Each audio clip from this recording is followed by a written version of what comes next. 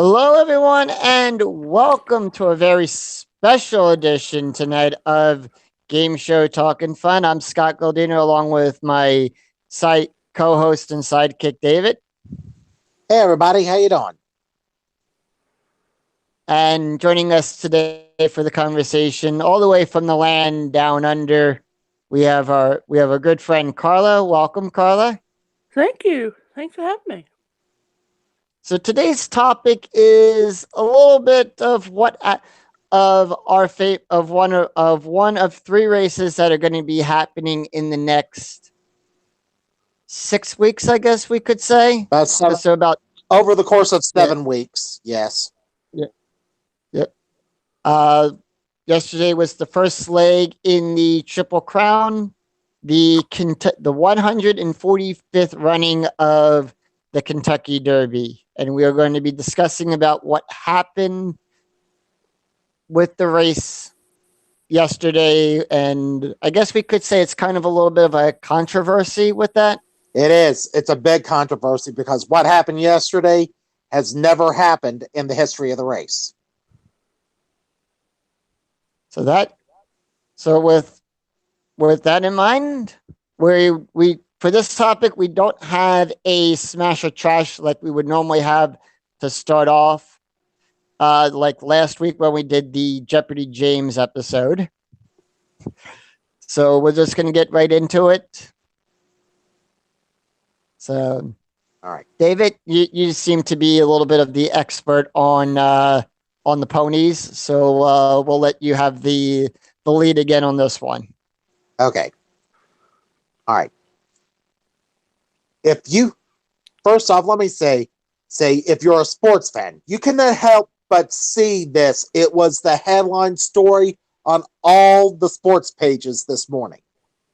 We're still talking about, we'll be talking about this for a while. Right, and probably on Sports Center too. Yeah. Okay. What happened? The horse that won the race, a horse by the name of Maximum Security, became the first horse in the history of the Kentucky Derby. Now, he's not the first horse to ever be disqualified, but he is the first winner to ever be disqualified. He was and I'm tongue-tied. And the horse that was the runner-up, his name was Country House, was declared the winner. Now, why is this such a controversy? Two reasons. One, it's never happened in the history of the Kentucky Derby. Two, remember, like Scott said, this is the first leg of the Triple Crown of thoroughbred racing. This is big.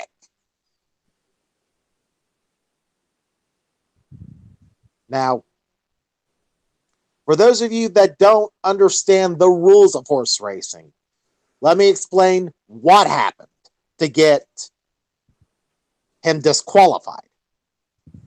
What happened was at the top of the stretch, I shouldn't say at the top of the stretch, about, I'd say, a quarter of a mile left to go in the race. Maximum Security swerved and impeded another horse. Now, if you don't know, now you sound like, hey, that's racing.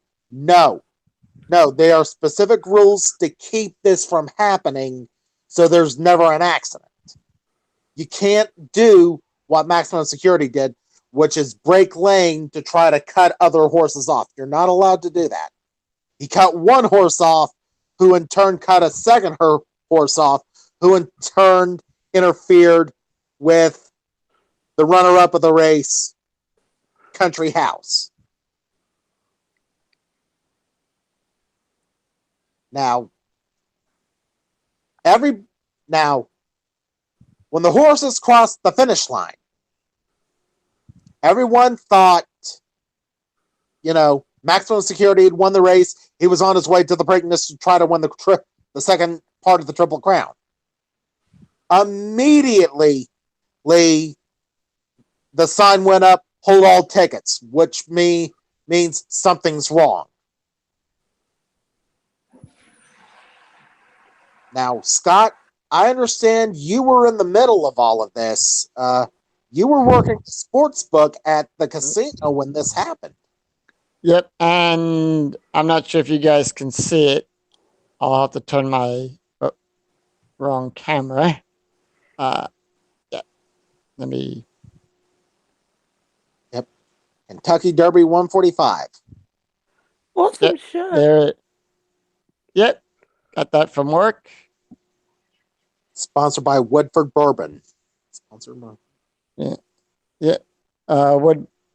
Woodford Distilleries, excuse me. Yep. Figure I'd show that off. Now, Nice. Scott, what was it? You were in the middle of this. You can give a Well, of what bettors were saying here. it was like I really can't really say like what it was like because I actually had to start my actual shift dealing poker at the time of the Kentucky Derby. Right. But I was able to watch it, and as they do say, and as they seldom say, it is the fastest 2 minutes in sports and everything. It does live up to that. But I didn't see the full race. I only saw like probably the ending of it after the fact that that it happened. So I really didn't know what happened until after it happened. Okay, so it wasn't like everyone was trying to cash in the tickets and not. So you don't know what it was like that people were trying to cash in the tickets on a maximum security, and people were like, "Hey, it ain't over." Yep. But it was packed. I will say that. I mean, the casino was packed. Even they had the grand ballroom open for viewing. So, from what I know, up there in the grand ballroom, they were giving giveaways like the shirt I have. Of course, the classic drink that they always the classic alcoholic drink that they always serve at the Derby, Which is the mint julep, the mint. Yep. Yep. They had those up there. Food. That's the usual stuff that they were doing for the Derby and everything, because of it being, the Kentucky Derby. It's a big day and everything. All So right, I wasn't in the midst of everyone trying to cash the tickets out and everything, or with all of that. I got the info later on in the day when I was talking to you at night. Okay. Now, Carla, you're from Australia. Yeah. Were you watching the race? No, I didn't even know the race was on on until you told me yesterday. Okay. Did you have? Well, has the news at least reached Australia and said what exactly happened? I haven't been watching the news, and my mom hasn't told me anything about it. If it has, Okay. Fair enough. All right then. Now, Scott. Yeah. Let's take a moment and talk about this. Now, some people have said, that's horse racing. Some people have said, and that's dangerous. What maximum security did. Now, understand there are 3 people. They're called racing stewards. They are essentially the judges of the race. They are there to make sure the rules of horse racing are followed. Right. It even made the BBC. Yeah. So that this reached England. Yeah, it's reached everywhere. I mean, I know in Australia, Australia's biggest horse race is the Melbourne Cup, and we'll talk a little more about that later. But this is one of the biggest horse races on the planet. Mainly the world was watching because there was a Japanese horse in the race. Oh, wow. Yeah, there was a Japanese horse in the race, so, the world was watching this. And Now, all the celebrities turn out for something like this. right? Even Bobby Flay was there. And I think the guy that does diners, drives, and Guy Fieri, he was there too. yep. Now, now, Go ahead. if let's say it this way, 150,000 people were in Churchill Downs for the Kentucky Derby. And keep in mind, the Kentucky Derby is not the only race held that day. There are 14 races on the card. Right. And for some reason this year, it was towards the end of the card. Right. It was race number 12. Yep. Now, those same 150,000 fans saw Maximum Security win the race, but they also saw him make the foul. Now, if you were one of the judges of this race, you got 150,000 people watch you, and you've got more than that. You've probably got 50 million people watching on television, and knowing that the results of this race is now on your shoulders. Right. And knowing that there's probably more at OTBs, race books, and probably even who knows how many more in Vegas. Yeah. And everything. Because I think it's Vegas that sets the odds on these. Vegas sets some of the odds, but ultimately it comes down to Churchill Downs to set the odds. Right. And I know that the odds can change from the time that the race is announced to when they leave the gate, till they get to the gate. Right. And once everything. they leave the gate, once they are locked in the gate, the odds are locked. Right. Now, they reviewed that video for 20 minutes. They looked at it from 5 different angles. Right. Now, in any normal day, if this was not the Kentucky Derby, this would not even be an issue. Many people say it would have been an automatic disqualification. Do we take into consideration the weather? Now, we can take that into account, too. Remember, the track was listed as slop. It had rained not an hour before the big race. And because of that, the track had basically turned into a mud puddle. Now, we could blame the track that,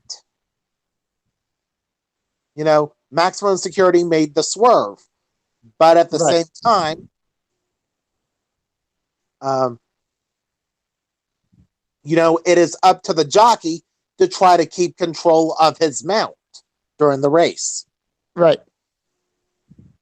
And with me only getting like 3 weeks of training, learning how to take, punch bets in and learning the race lingo and everything, this is new to me and everything, but I survived it. I'll say that. I survived working one of the biggest events. And now Yeah. it'll forever be in history. Right. Now, But do the stewards take into consideration while reviewing the tape? Do they take into consideration the track condition? track condition, eyewitness testimony, the actual video, all of this is taken into account. Okay. Now, like I said, this is the first race of the U.S. Triple Crown, so you gotta get this right. Right. And you only get one shot at this. Right. Horses, if you don't know the technical aspects of horse racing, the Kentucky Derby is open to 3-year-old horses and only 3-year-old horses. You get only one shot at this race. This isn't like the Breeders' Cup where you can be 3-year-olds and up and qualify for the Breeders' Cup Classic, which is also 1.25 miles, the same distance as the Kentucky Derby. You get only one shot at this. I thought, speaking of that, I thought when Secretariat ran, I thought he was younger than 3. Like, I thought he was like a 2. He was technically younger than 3, but as per the rules of horse racing in the Western Hemisphere, all horses are born on January 1st. Okay. At least in the Western Hemisphere, they are. Right.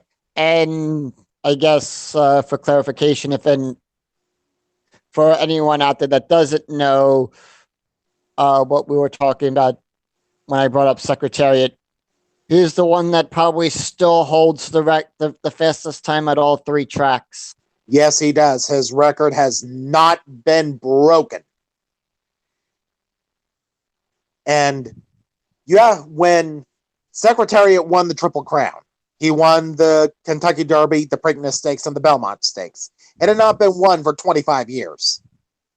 And then we had to wait 35 years. 37. We had to wait. Yeah. Yep. From the time Affirmed won it in 1978 till American Pharoah won it in 2015, we had to wait 37 years. And then 2 years to give it out again. Yeah, 2 years later, Justified just last year won it. Right. Now, the reason why they are 3 Storts in the race is that there can be a split decision. But according to the Kentucky Derby press conference held after the race, it was a unanimous decision, which means all 3 racing Storts agreed this was illegal.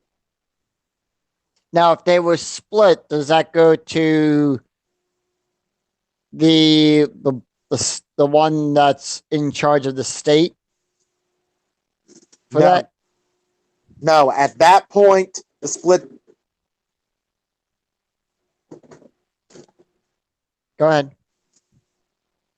At that point, there are 3 Storts there. They cast their votes. Disqualification or not. Disqualification or not. Disqualification or not. Majority rules. Okay.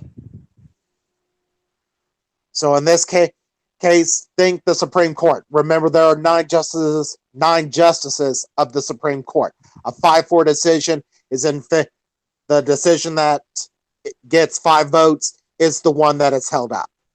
In this particular case, that is the question is, did maximum security may impede the other horses?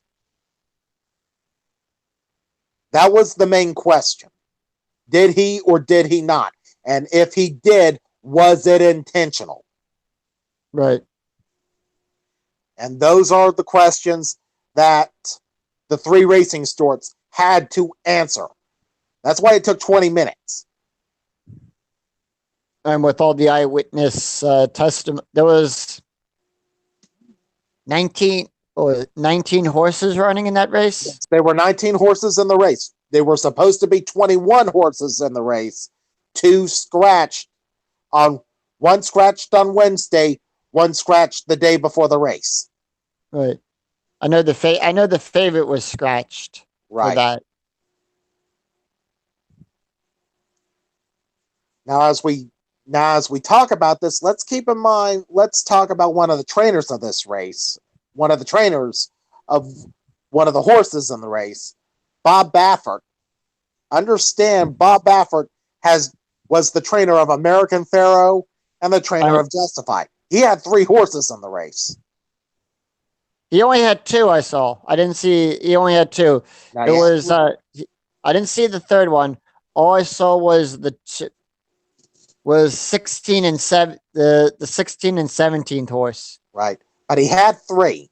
He had 3 in the race. They were never even in the conversation of this. So don't start thinking. So for the people at home, don't start thinking Bob Baffert got, screwed out of the Kentucky Derby. None of his horses were even in the conversation here. Right. And considering he's twice Triple Crown winner, I guess. Yeah. With that as well. Yes. He was going for a record-tying 6th win in the Kentucky Derby. He'll get it. He'll get it. We'll have to wait till next year, but I was rooting for the one of the 2 that he was training to win. Now, to be fair, there are 2 sides to this coin. One side is Maximum Security won the race. End of discussion. The other side of the coin is what we're talking about here. Right. But, we have to talk about the other side as well, too. Right. Now, truth be told, Scott, you mentioned earlier, could the track have played a factor in this? Well, it most certainly can. Like I said, the track was slop. Now, for people that don't understand, tracks are rated, fast, fair, good, and sloppy. Not necessarily in that order, but sloppy is the worst it gets. Fast is the best it gets. Right. Now, last year, Justified won the Kentucky Derby on slop.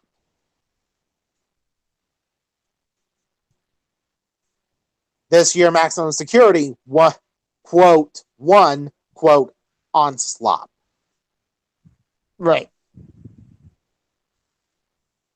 Now, Scott, in your opinion, was it racing? I mean, did the Stewarts quickly throw up the hold all ticket sign because of what happened, or do you think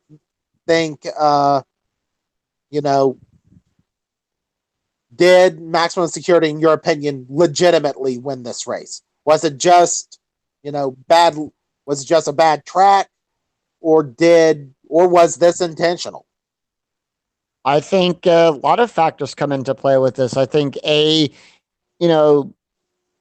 how badly was it raining down there in Kentucky? Bad. About an hour before the race, there were thunderstorms that went through Louisville. So I'm taking that into consideration, with the weather and all. Because even up here, looking at some of the monitors, even at Belmont, it was raining up here.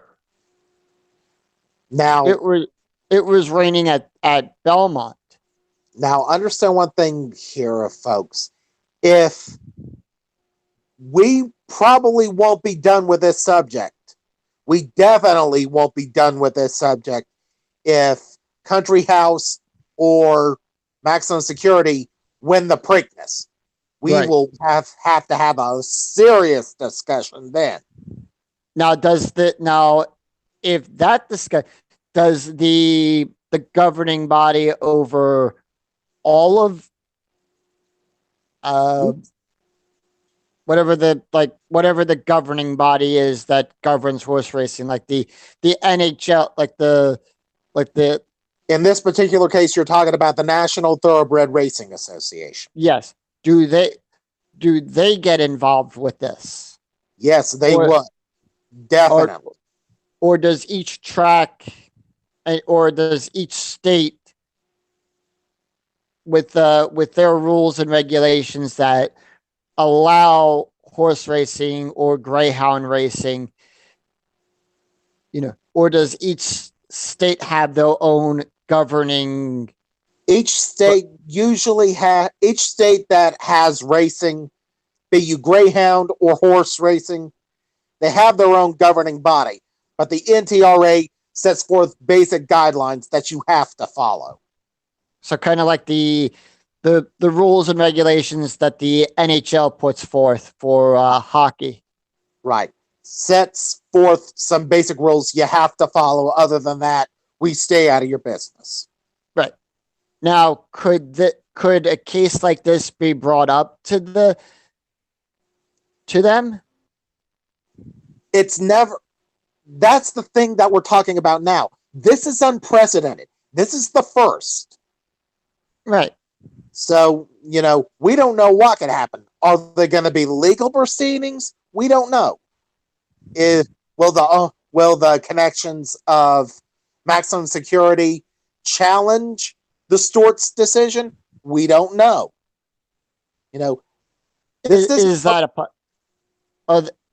Is the trainer allowed to challenge that decision? Now, normally you have to file your challenge immediately after the race. That's when the Stewarts get involved. Right. But because this is such an unprecedented move, we don't know what legal proceedings are going to happen. So I guess the owner, the trainer, the jockey that they have writing for it, they all get involved with this part afterwards. Right. The way this now, for you people that don't know horse racing real well, and I'm one of them. Right. What happens? That's why I'm asking. What happens is the following. This is how it happens. A horse is fouled. The race ends. The trainer and owner of the horse that was fouled challenges the ruling of the race. You have to file that challenge immediately. And what happens after that is the track announcer will usually announce, ladies and gentlemen, please hold all tickets. There's been a challenge to the race. And they'll post a sign that says, hold all tickets, which means the results are not official yet. So the board will still say unofficial. Right. The board will still say unofficial. There'll be a sign that says hold all tickets turned on. And then the judges of the race, which are known as the racing stewards, will start investigation immediately. They will look at the video of the race. They can look at it from 5 different angles. Makes you wonder how they did back in the day before they had video technology. They can look at it from 5 different angles. They can look at that race from 5 different angles, and then they get eyewitness testimony from track officials, from the jockeys themselves, and from the race starter. Okay. Now here's the one that's up at the starting gate as well. Yes. He's the race starter. He's the one that actually has to press the button to start the race. Okay. And he has to stay on the track to watch the race. He is required to. So kind of like Right. He is required to watch, did any horse bump into anybody during the start of the race? So They talk. So they questioned him. They questioned the jockeys. They questioned track officials. The works. Right. And then the three racing stewards vote. Normally, it's vote. Yeah. Vote. Was there a foul? Foul. If two of the three stewards vote no, then the investigation is concluded at that point, and the results are posted official. If at least two of the three stewards say yes, there was a foul, then the question is, does the foul affect the outcome of the race? And in this case, it did. Yes, dramatically. From what I heard, from with work and everything, the trifecta for this race was at least $3,000. Now, yes, it was. Consider this in this conversation. Country House, the official winner, was going off at 65-1, ladies and gentlemen. 65-1. He was the longest shot in the race. And while we're discussing, I'm actually pulling up the payouts and everything. Right. For this. So now the thing about it is, a lot of people bet on when they went into the gate, Maximum Security was the favorite. I think he was going off at 4-1. Right. So you don't mind me interrupting you here. I actually do have the payouts for this. The $2 exacta, $3,009.60. Wow. The trifecta at $1, $11,475.30. Holy cow. And the $1 superfecta, which is predicting first through fourth, $51,400.10. Wow, that's a big payday. Yes. For a horse that was going off at 65-1. Nobody gave this horse a chance. Nobody gave Country House a chance to win this race. But understand one thing. Country House was never lower than 5th in this race. He was a legitimate contender from start to finish. And here's how he paid out. And I'm going across the board on this. For win, paid out $132.40 on a $2 bet. Place. That's good. These are all off of $2 bets. The place for Country House, $56.60, and show was for $24.60. Code of Honor, $15.20 for place, $9.80 for show, and Tacticus for show, $5.60. Now those are some extreme payouts. You usually don't see payouts like that in the Kentucky Derby. As a matter of fact, it's happened only one other time, and that was Mind That Bird 10 years ago. Oh, wow. Mind That Bird was going off at 60-1. That was a short price. And he went on to win the race. But there was no controversy there. He didn't foul anybody or anything. He legitimately won the race. Right. Now, Carla? Yeah? About the Melbourne Cup. I know it's run on grass. I know it's Australia's biggest horse race.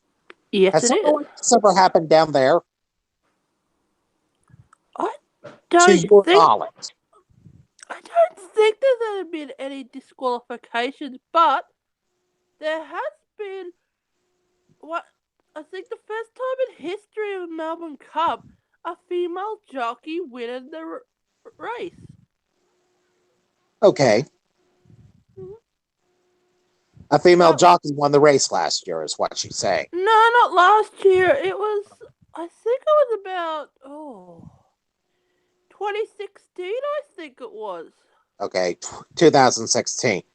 Now, no female jockey has ever won the Kentucky Derby. Right. And if I'm not mistaken, the biggest one in the UK would be the Grand National. If you're talking about steeplechasing, yes. Now, what would be England's equivalent to the Kentucky Derby? The 1,000 Guineas. Has anything like this happened? Has anything like this happened in England with like what happened here? Not that I'm aware of, but their rules of racing are a lot more lax. I mean, you can't intentionally take your riding crop and hit a horse, and you can't intentionally bump a horse, but they are a little more lax with what they can and can't do, mainly because these horses are jumpers. Okay? Right. They jump fences.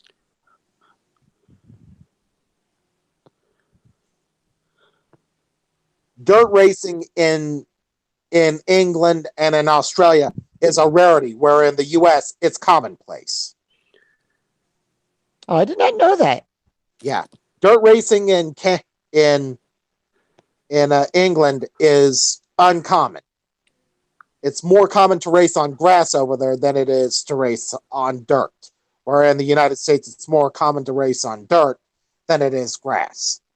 Or as they call it, turf, I think. Yeah, turf.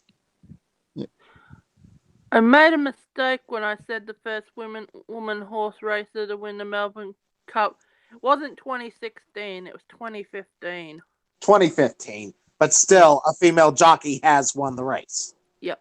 And then I found this on, well, if we're speaking about races, I actually found this on Google. The 5 biggest horse races from around the world. So we have, well, the Kentucky Derby is one. Okay. The Breeders' Cup. Classic.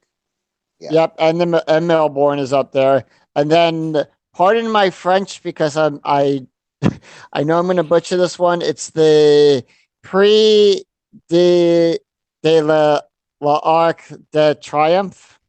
Yes, that's French. That's France's equivalent to the Kentucky Derby. That's France's sports race. And then the Dubai World Cup. Now, understand that might change in the next year or so, in the next 2 or 3 years, because the richest horse race in the world is no longer the Dubai World Cup. The richest horse race in the world is run right here in the United States. Wow. Oh, wow. Now, you may not have heard of this one because it's only been ran for 2 or 3 years, but it's called the Pegasus International Invitational. Ooh. It is the biggest race. It is the richest horse race in the world for this reason. This race, where some races have a 5, have like most races have an entrance fee. For particular, the Kentucky Derby has a $100,000 entrance fee. Yikes. The Pegasus has a $1 million entrance fee. Whoa, that's a lot of money. Sounds like the entry fee to the World Series of Poker. Right. It is a $1 million entrance fee. Winner takes all. Whoa. But they still do the normal bets and everything too with that. Do the normal bets and everything, but that is the richest horse race on the planet. Is the Pegasus International Invitational. And when does that go off? It happens every January, usually the first Saturday in January. Well, no, not the first Saturday, the last Saturday of January at Gulfstream Park That's in Florida. all right. Miami, I think. Yeah, it's Miami. Gulfstream Park is in Miami.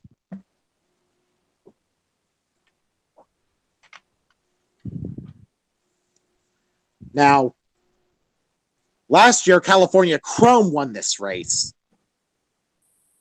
And if you don't know who California Chrome is, he was the winner of the Kentucky Derby and the Preakness. He failed to win the Triple Crown of the Belmont. I think he finished third. Right, But- because if the Belmont is the biggest track out of all of them, Right. it's from what I heard, it's what they call. They normally they nickname it the Test of Champions. Right. Because the Belmont is ran at 1.5 miles. Many of those horses will never run that distance again. Right. Now, Scott, Yes. if you're one of those storks and this kind of weight is on your shoulders, what do you do? That I to be honest, I wouldn't know. I mean, this is the first time something like this has happened. I'm sure the other stewards were just as baffled by this as well. Right. Now, like I said earlier, if this had been any other horse race, this would not even be an issue. It would have been an automatic disqualification. Right. But I think because of so much is involved with this and everything, they're, because, like you said, the whole world is watching this race Yeah. and everything. There's, it's And- like, what do you do in this case? Right. And it's like I said, those three storks, they're not biased. You can't buy them. Many people are saying, oh, Vegas just wanted a long shot to win the race. No, that's not the case. Vegas, Bribe these storks. These storks are sworn to an oath that they will uphold the rules of the horse race. right. And, just to go out there on a limb, who doesn't like a long shot? Who doesn't like the underdog to see the underdog win in any sporting event? I'm sure we all root for the underdogs to win Right. and But everything. at the same time, many people are saying this is an empty win because the way he won it. There's And Jordan. How you doing? and well, let's welcome to the podcast, Jordan. Welcome. Oh, hi. Hello. Thanks for having me. Yeah, Yeah, you're welcome, We're- Jordan. All right, we're Jordan. ju- Let me. All right, sorry, Scott. I didn't mean to interrupt you. No, that's fine. All right, then, Jordan. Let's jump over to you, and then I'll get to Carla. Jordan, did you watch any part of the Kentucky Derby yesterday? Just the 2 hours beforehand of one Rutledge Wood wearing a peacock outfit with the NBC logo on it. Okay.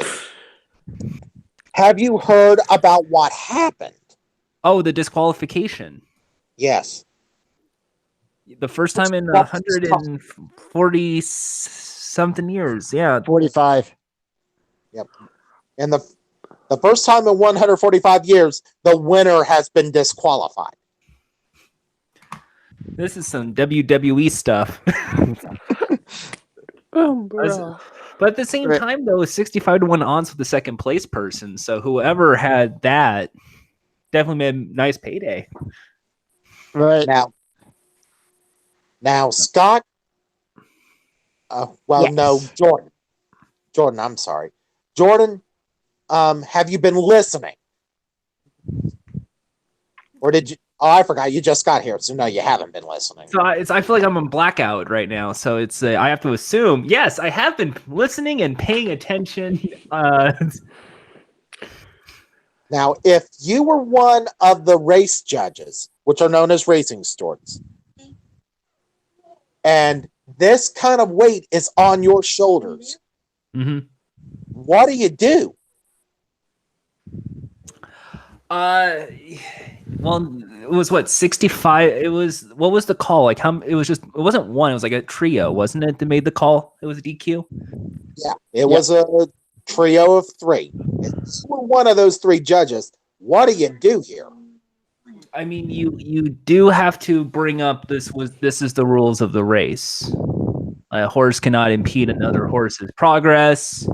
You cannot bump into a horse. It's not like NASCAR. Right. And we covered that at the beginning of the show. And then explain like the safety of the jockeys as because of it, and because of what. And now the debate is: was it a disqualification or not? That's always up for interpretation. I think it was, but I think it was by accident. It wasn't intentional. But So like, you would have. So you don't think this was intentional? You think the challenge came a little too early? I think it was an accident, but it is a fair judgment to disqualify. So you do think it's fair? It's a fair, but it was an accidental. It's kind of like if like a classic foul in NBA, like if like you swung the ball and then you just smack the ball out of someone's hand, like that's a foul, but like you intentionally try to get the ball out of the dude's hand. Right, but it was an accident. Like you just had your hand up and then right, and the ball just went that way. Yeah, it just went that way. You should know about that. It has to happen like that, but I mean, to me, it's an accident, but it shows that there is rules to regulate this, and it's for the safety of the people. I'm sure everyone's like, "Oh, my bad. Oh, geez. I'm sorry," but Dave, you should know something about basketball because you're a ref. Yes, I do. Yep. Although I will say I've never had that particular situation happen. You know, I have seen people commit accidental fouls. Right. Then there's always the ones that commit the intentional fouls. Right. Yeah, I don't think this was an intentional foul. I think this was an accidental. You were just in my way. Yeah. Right.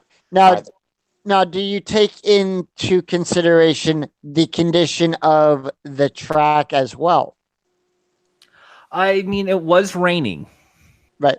So they did list the track as slop, I believe is what David said. Yes, the track was listed as slop, which is the worst rating it can get.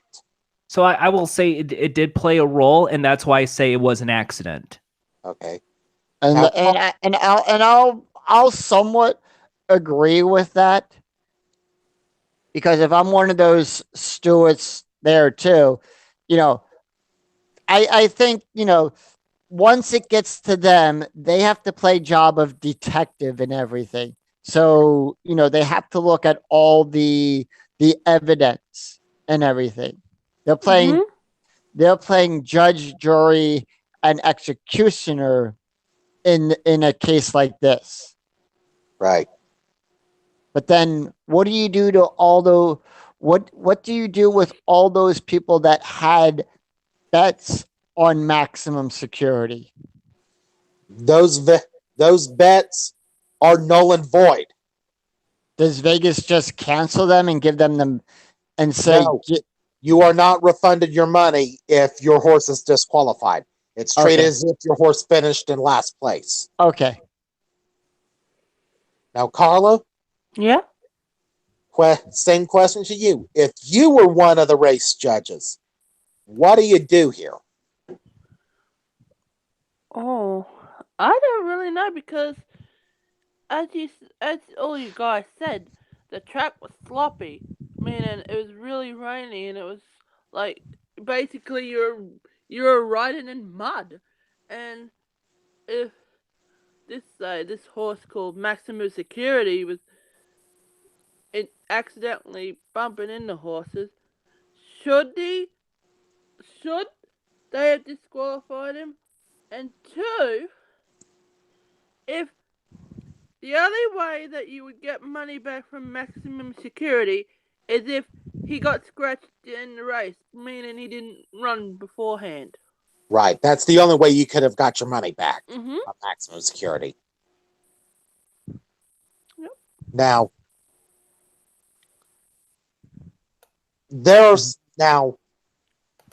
I will say we've pretty much covered all we can cover about the race. We've talked about what happened. There was no real fouling until that final quarter of a mile. Right. Yep. But now the question is, does the jockey, the owner, and the trainer Have any legal say in this? Yeah, which we don't Mhm. know, because this has never happened. Right. And I'm sure that they're over there in their camp right now Trying to figure that out. trying to fit. Yep. Now, the reason why they've got to figure it out, and they got to figure it out in a hurry, is that the second leg of the Triple Crown, the Preakness, is in 3 weeks.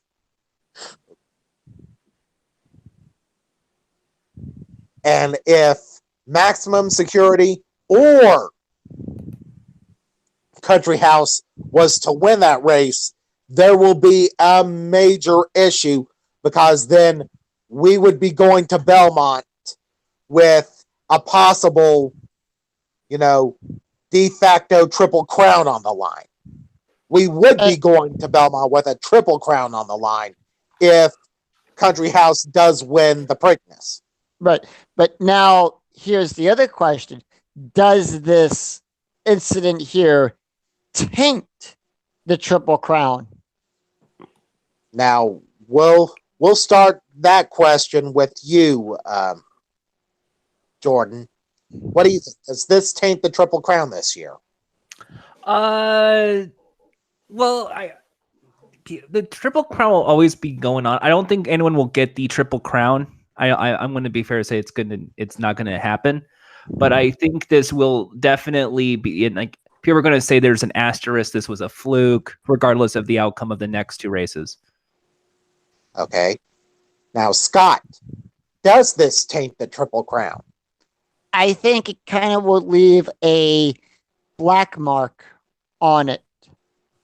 Something that, maybe the governing body has to sit down, especially with the stewards at Churchill and all the other racetrack and all the other thoroughbred tracks, and sit down with all of their stewards and have like a major conference about this and everything, because this could have also easily happened at the Breeders' Cup and everything, or this could have happened, as you said, this could have happened at the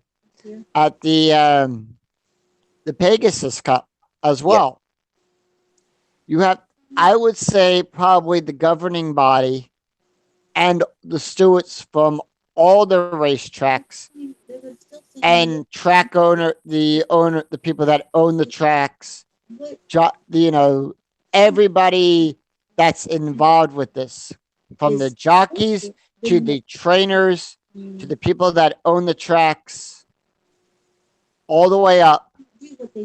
They need to have a big conference on this and really sit down and figure out what do we do with this. Okay, then. And now the same question to you, Carla. Is the Triple Crown tainted this year? Probably. I don't think I've really watched any Kentucky Derbies. I might have saw a clip or 2 maybe on YouTube, but Country House could be the first de facto champion to win the Triple Crown.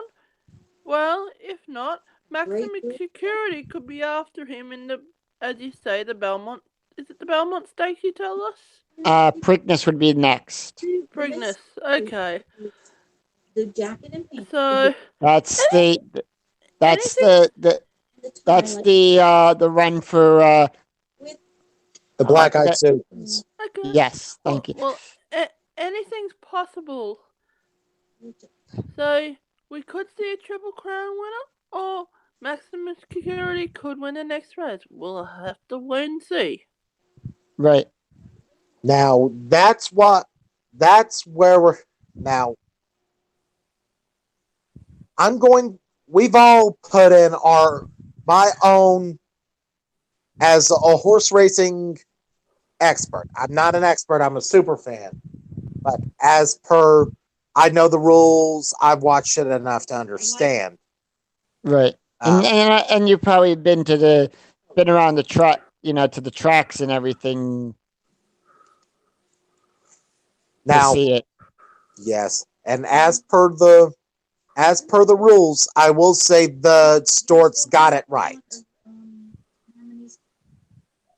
The Storts did make the right decision. That's going to be a tough decision on them, and and then afterwards, they're the ones that have to live with, the consequences of this. Right. Let's hope nothing bad happens to the Storts. We really don't want to start seeing death threats or this or that. That Right. The Storts carried out their duty to the best of their ability. Like in any sport. Right. Yes. Now, we've got about 30 minutes left, so let's fill a little time in here talking about horse racing video games. Before we get into that, to those of you who are watching this and probably will watch this in the weeks to come, we want to hear your thoughts in what you think about this. Leave us your comments and your thoughts and decisions about you come here for the video games. Stay for the sports analytics and right. And leave your comments down there and your thoughts, comments down there in the tell section below. Which is Celebrity Sweepstakes was still on the air? Which horse would represent each celebrity? Let us know. I'm just trying to picture Kim Kardashian as a horse. So now with all or Country House wins the Preakness, we will not be done with this conversation. There will be a part 2. Right. And we'll still follow up with we'll throw in our comments about the Preakness and in the Belmont in the weeks to come as well. So we're gonna try to make this as a new part of the show during the weeks of the Triple Crown and everything. We'll do with on this podcast and everything. It truly is the amazing race. That's a different show.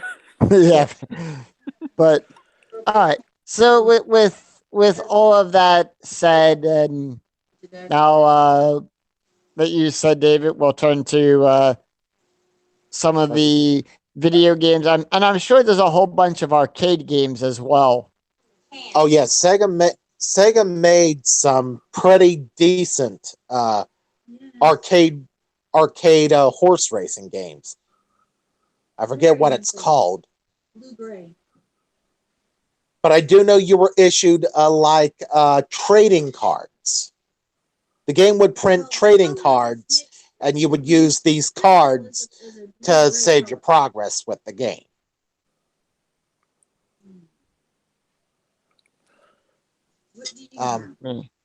I remember seeing one in Dave and Buster's. I think it was called Final Furlong.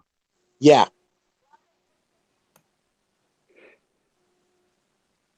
I don't know if they're still being used, but yeah, Final Furlong, I think, was the name of the game. Particularly what I want to talk about is games that were on home consoles. We could spend a while talking about this, but Scott, I know you have one. You have the official Breeders' Cup game. Right. And Final Furlong was actually created by Namco. Namco. Okay, I thought it was Yeah. Sega. Yeah, Bandai Namco. Okay. Now, Jordan, do you have any horse racing video games? Or have you even heard of such things? I've heard I play a bit of video games, but like the only time I've played a horse racing game recently was like that Barbie horse adventure game, like a long time ago. So All right. this is way out of my league in terms of a sports event. But I'm trying to remember what was that Japanese game with the weird horses that I saw on YouTube. Oh, that's Japan World Cup.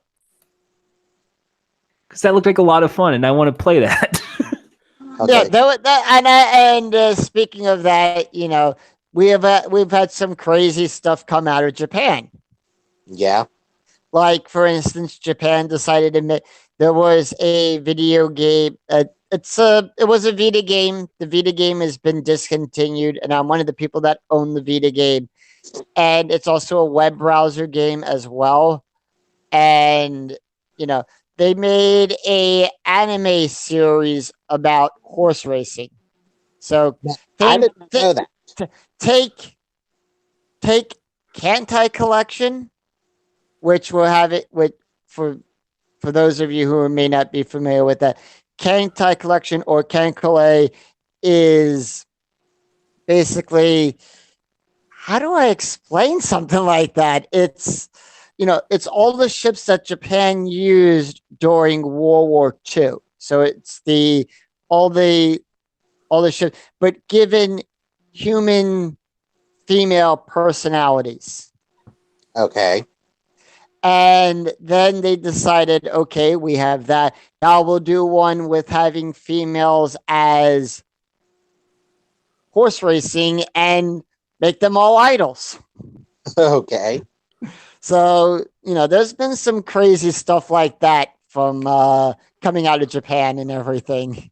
All right, then. Carla, have you seen any horse racing video games in Australia? No, but I have seen a certain YouTuber do a gameplay on Japan World Cup 2. It's a weird horse game, and there's one dressed as a horse suit, and there's a giraffe, and elephant, and gorilla, and all sorts of weird characters in this game. Oh boy, this is a really weird game, but it's fun to watch. Now, like I said, there's been only one real official horse racing game, and that has been Breeders' Cup. Now, Right. Scott, the only thing that it doesn't have the 3 races for the Triple Crown. Okay. Now you would shock seeing that it's an official game, that it would not feature those races. Now I personally play a horse racing game on PlayStation 2 known as Gallop Racing. Yep. And it is what it sounds like. You race horses. Instead of racing cars, you race horses. And you have to manage your horses, set up races, things that can run the right distance. David, you're sounding far away from your mic. That better? Yeah. Yes. Okay. All right. And even though it's not an official one, it does feature a lot of official races, including the Triple Crown, the Breeders' Cup, the Dubai World Cup.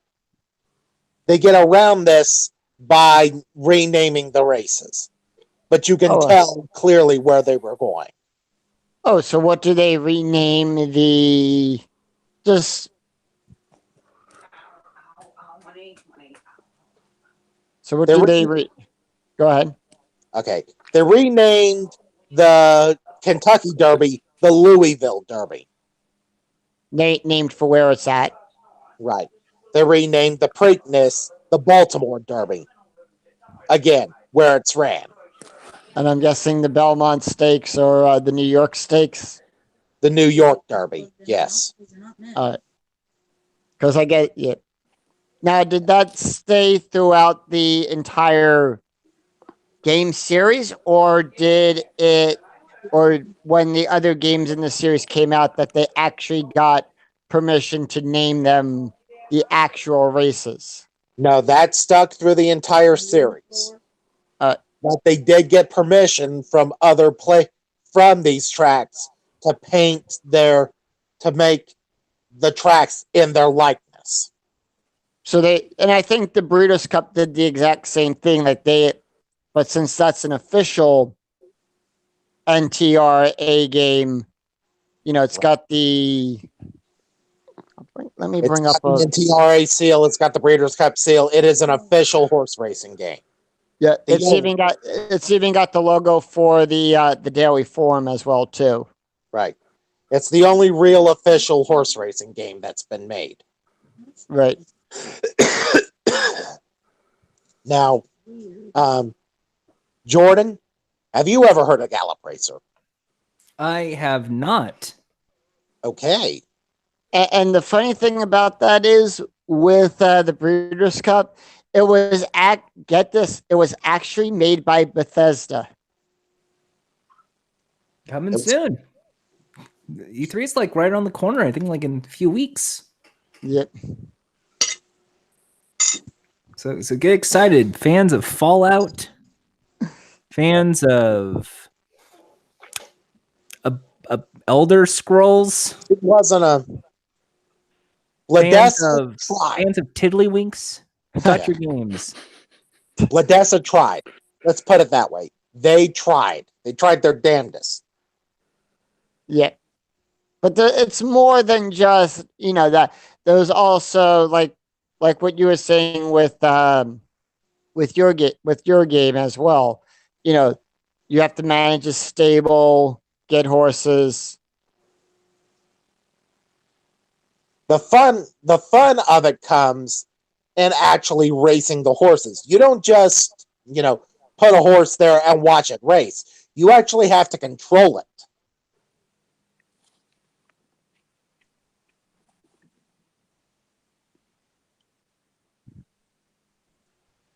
Also, that Mario Party game with the horse racing was pretty cool too. Like swing back and forth. This is completely out of my league. The horse racing video games. Going here, there was actually one for the Sega Saturn, Winning Post. Now I haven't heard of that one.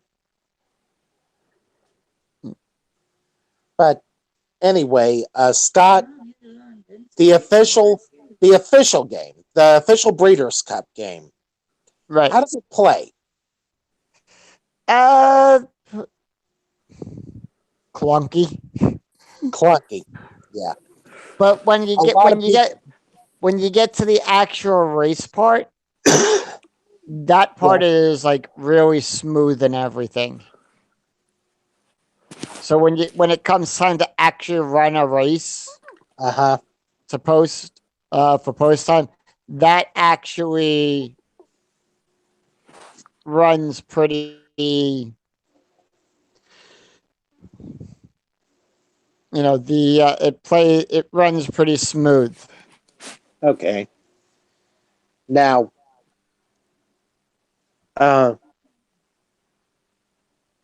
again, you're talking about I like this because we have two different views of the game. You've played the official game. I've played Gallop Racer all this time. Right. Now with Gallop Racer, it's kind of the same thing.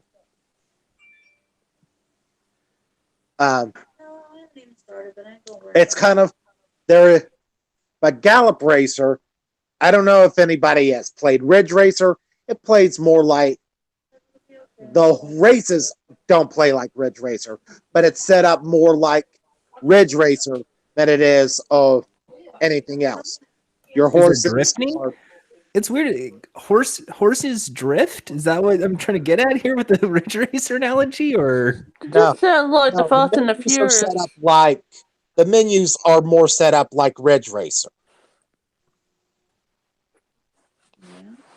Can it be something like Cruising USA where we can get like horses riding around the United States, like just on I the think that 405 was freeway and 101 and and that's funny you mention that because in Daytona USA, which was Cruising USA's rival, you could race horses.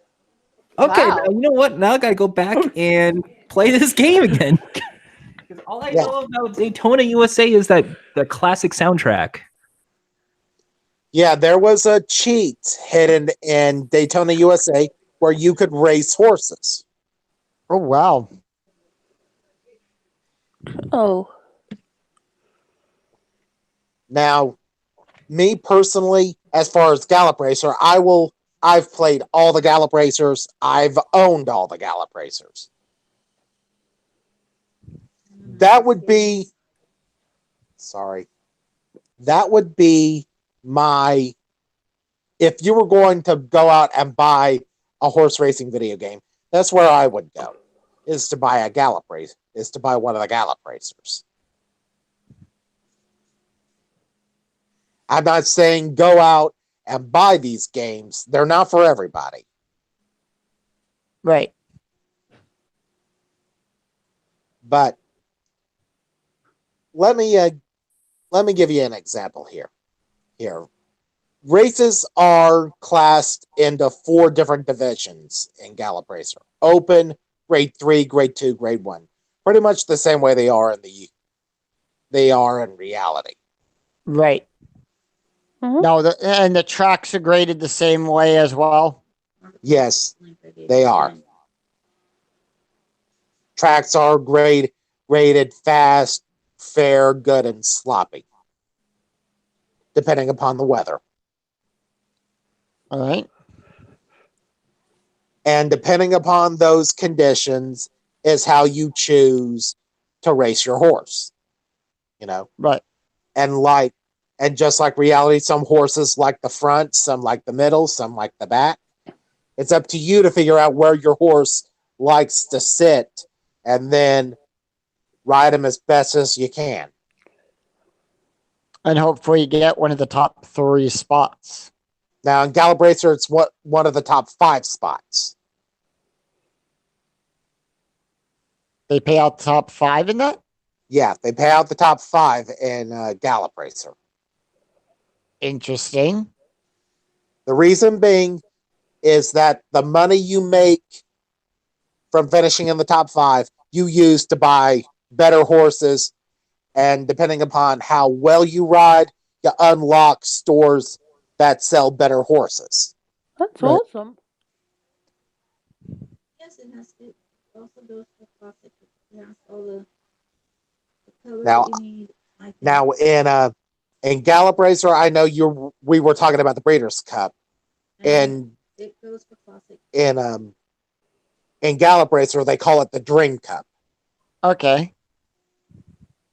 And it just like On the HUD, you're gonna see like the Breeders' Cup, it's a series of 7 races, and you try to qualify for them at the end of the season. Right. So the Breeders' Cup's the last race of the year. next to the Pretty black. much, yes. You're looking at the picture. All right. of the HUD. And then through all of that, you also try to get yourself named the Jockey of the Year. You also try to get your horse named the Horse of the Year. Right. Now going back to with American Pharoah, was he at the year he won that, the Triple Crown and everything, and then won the Breeders' Cup? Was he actually named Horse of the Year that year? Yes, he was. You very well couldn't not name him the Horse of the Year. He did something that had not been done in 37 years. Did that also happen with the Secretariat as well? Yes, it did. I don't know how close this one is, but this is the only one that's even Now, close to Pharoah. Jordan, to you, Understand. based on what we've been talking about, would you, based on how we've been describing them, would these games sound like something you would want to play? I mean, I if it was presented, the thing is with me with video games is I would play almost anything. I like just all sorts of games, and I was very unaware that there were a lot of horse racing games. The only one I knew about was the one you were talking about, Dave and Buster's, with the cards. It was based off an import from Japan. Right. But other than that, like, no, I did not know there was this nice selection of different horse race games. And I'm assuming it's very simulated as well, and I could add some layer to this. I wish there was like some element where you can, like, while you breed and train this horse, you can take it to a friend's house and race against their horse, and then You can do that. more of that. I think it would be really cool. I will definitely give it a try, because I always like things that, because this seems more like a good calm game. I hate to say calm, but like, because most games are action packed. It's action, it's adventure, it's guns ablazing or punching and fighting. And this just seems like a game that's like, okay, if you have like an hour and you just want some relaxing, here's a nice horse, here's like a nice sunny sky. Go train the horse, go feed it a carrot. Right, like a Tamagotchi. Yes, but unlike a Tamagotchi, not as annoying, and not one that you once you forget dies. Right. Now, horses Yeah. and gallop racers, they don't die. They don't get hurt. It's not that kind of a simulation. It's not an actual representation of horse racing Right. in that sense. It's not a realistic simulation of horse racing, is what I say. It simulates the racing of horses. Right. And I actually am watching a clip right now as well. It looks like they race the track backwards. In some tracks they race the other way. And is that the same in Reality. Some tracks race clockwise, some tracks race counterclockwise. okay. And is that the same and is that the yeah, and now and I think I learned a lot through this too, knowing more about what goes into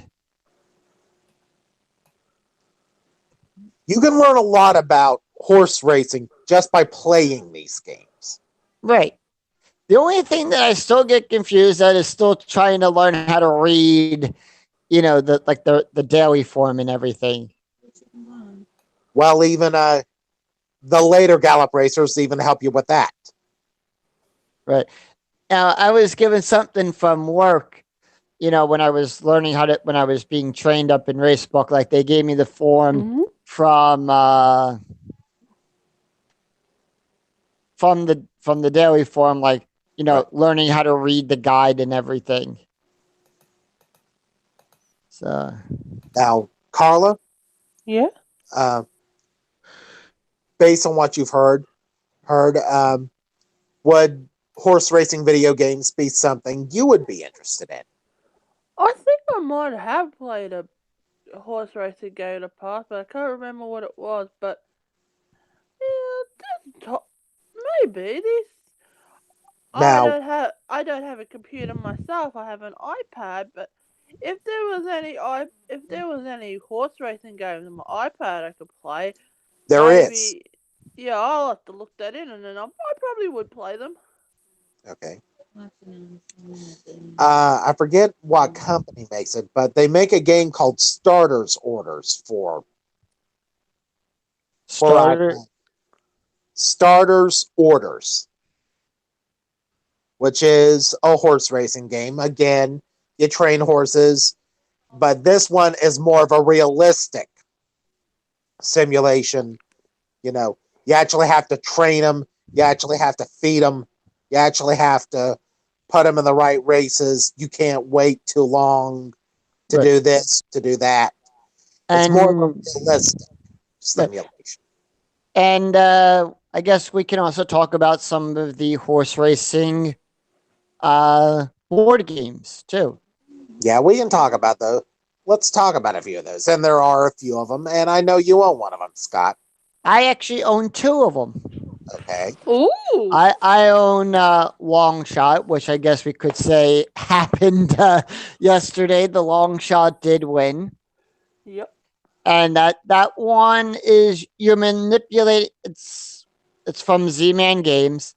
It's a game where I think it's like two to six players. I forget. It's like two to something can play in that. And in this game, you are manipulating this horse race and everything, trying to get your horse to finish first. Okay. And you have cards that you can play that will help you either A, manipulate horses, B, give you money, C, and do all this other weird stuff. And it's a very fun game. The other one I have is called Change Horses. And in that one, you kind of want your horse to come in last for that one. Okay. Now, Interesting game. all right, Jordan, have you heard of horse racing board games? Oh no, I have not. So this Okay. is all this is new to me, by the way. So this is like Okay. that's so to me. I'm like the one that's just like fascinated by all of this new knowledge I have about horse racing games. And I will jump in here too, Joy. And I had the same exact thing as well. Okay. Because like the only like outside horse racing things I know is like the Dave and Buster's game, and then like when you're at the carnival, that roll the ball in the hill, and if it moves 1, 2, or 3 spaces, and everyone else has a horse, and you have to get in first place to win the plush. Yep. That's Other than about that, as no. much So as. this is very fascinating. Now, there is a horse racing. There's a board game based on horse racing that has a poker theme. I had that when I was young. It's called Oh, cribbage. Huh? He said it's called cribbage. Not cribbage. It's called fibbage. Yeah, No. Yeah, well, we're having a little fun with this one today. Yeah. Fun. it's It's like about it's a 10 minutes slow. left, folks. It really was a slow game show day, so this is fun. Yes. But do tell us, David. Now, what it was is that there were 12 horses because there could have been 12 play because the game could have 12 players. All right. It simulated a day at the races. You would deal the cards, you would bet on who had the best hand and all that. Yeah. That the best hand would advance their horse one space, and and then you would also make side bets on which horse would win the race. And then same with and then that's the same thing with Final Furlong. You can make bets on the horses as well too, and it tells you the odds. Right.